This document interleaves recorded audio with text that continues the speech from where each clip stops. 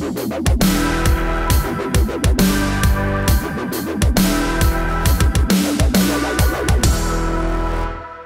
BillWhittle.com members. I'm Steve Green with Bill Whittle and Scott Ott. This is your members only right angle for the week of, I forgot the date again, July something, 17, 18, one of those days. It's this one. You know, I wanted to come at this episode with a big talk of principles versus practicality with the attempt to repeal and replace Obamacare, but the whole thing just died. The practical part was the replace bill that came out of the House, and then 2 or 3 different versions that have been trying to work their way through the Senate. The one that was considered too conservative was losing members of the left-wing part of the Republican Party. The one that was a little more left-wing lost people like Mike Lee and Rand Paul. It died.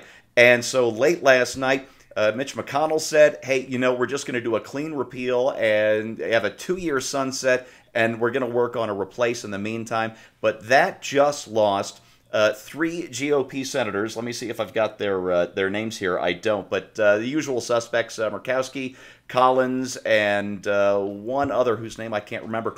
But with Rob 3 Portman? gone, Is Portman in? No, that wasn't it. It was another one of the female GOP senators. Okay. Who wasn't Murkowski or Collins. And with 3 down, that's 49 votes. Repeal is dead in the water. The point I wanted to do on this one, Bill, was it better to pass something as a matter of practical politics, or was it better to die on the hill of principle? And now we've got neither. What happened? Well, I'm usually one of those people that says choose your battles, and I think that's a wise policy. Yeah. And this was the battle to choose. The entire Tea Party movement was based on this entire idea. Flipping the House in 2010 was based on this idea. Senate in 2014, winning the presidency 2016. All of the things that they said they had to do in order to do this, we did for them. And this kind of cowardice and this kind of middle-of-the-roadism is going to cost us dear. It's going to cost us the House and the Senate, I'm sure, in 2018, and we don't, frankly, deserve to keep them under a situation like this. I don't know where do things stand now, Steve. I mean, you get the feeling that these squishy Republicans, I don't want to really appeal Obamacare because that might cost me at the polls. Your failure to repeal Obamacare is going to cost you at the polls, and I mean to do my very best to make sure that happens, Republicans, and I'm sure the 3 of us will be doing that too.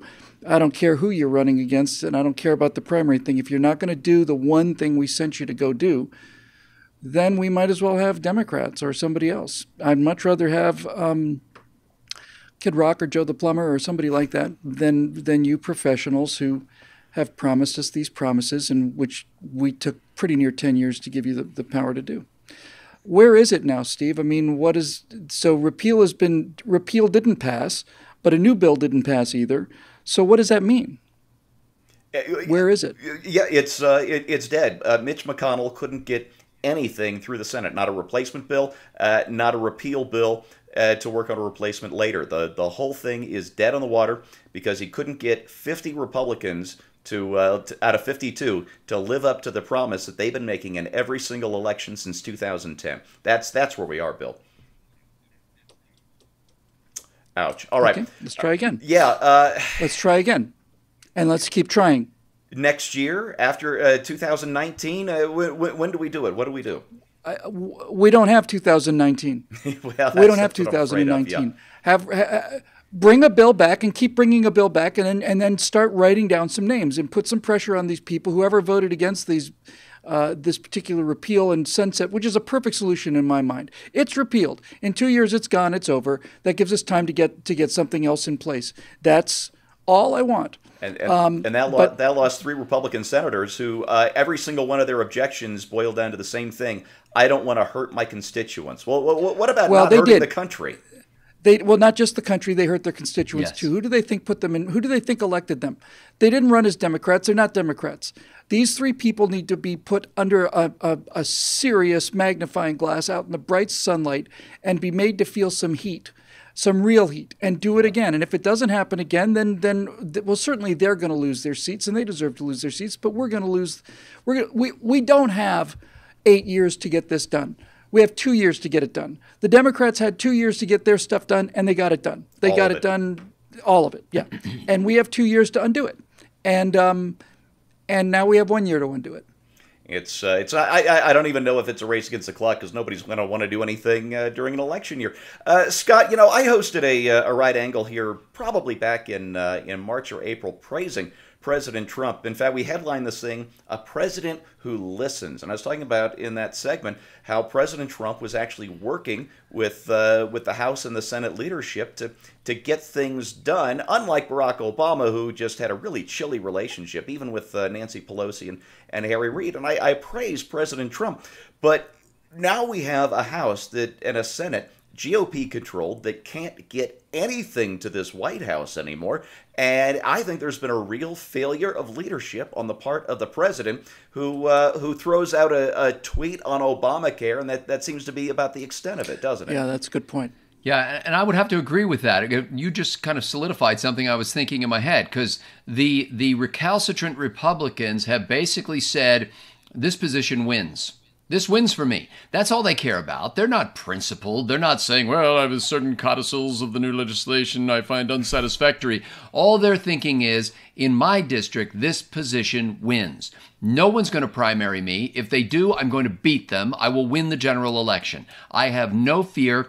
And I have just stood up and spat in the face of the President of the United States, and he can't do anything about it.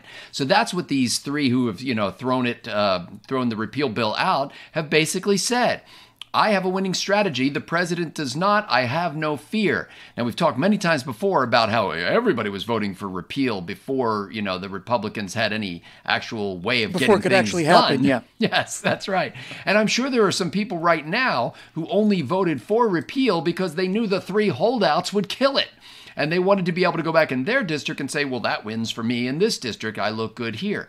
But the only way to turn this thing around is to beat one or two or three of those Republicans. You've got to send a signal. And if the president doesn't have the political muscle to pull this off, well, then who does? Tweet their three names. Tweet those three names every single day for the next month or two and see how that works. Why is it that this person, and this person, so-called Republicans, are so dead set against the one thing that we can all agree on is just anathema to free people, and that's government-controlled health care? Why is it? Just do it again and again and again. But that would require some political savvy. Yeah, I'm thinking of the old GOP Senate in the 1980s, and I can't remember if this story was told by James Baker or Mike Deaver, but one of Reagan's head honchos, and he used to say when they were trying to whip all the GOP senators to vote on something, that if they had any holdouts, and this is the quote, we would hold him over an open grave, and would not give any more detail than that on what they would threaten these senators with to whip them into line. But it worked. That GOP minority became a GOP majority in the Senate and helped Reagan get a lot of stuff through. And we are lacking that today. I guess what it comes down to is this. We like to joke that the GOP is the stupid party, and that's certainly true. But with this complete failure to uphold 7 years worth of promises, I think now we can start saying the GOP is the suicidal party. And that's your members only right angle. I wish we had better news for you, but you know what? We're not giving up the fight. We're going to kill this thing, even if we have to kill the GOP first to do it. Yeah, you got that right, buddy. I promise you, we are still in this fight. And you are still in this fight because you're our producers. You make this possible. Thank you so much from the bottoms of our heart. Bring your friends on board, too, if you can. We'd love to have them, too.